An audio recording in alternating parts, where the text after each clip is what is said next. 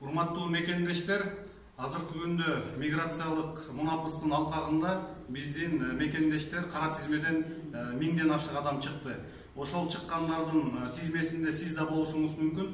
Аны текшерип алуу үчүн ушул сайтка киресиз: ssm.gov.kg.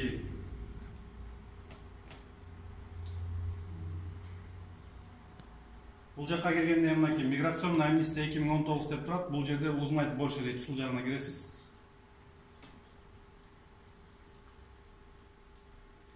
Мына бул жакка киргенде экинчи пункт менен текшересиз өзүңүздөр. Для граждан Кыргызской Республики, включенных в список лиц, выезд которым ограничен на территорию Российской Федерации. Черный список деп турат. Ушул жерде проверить басасыз.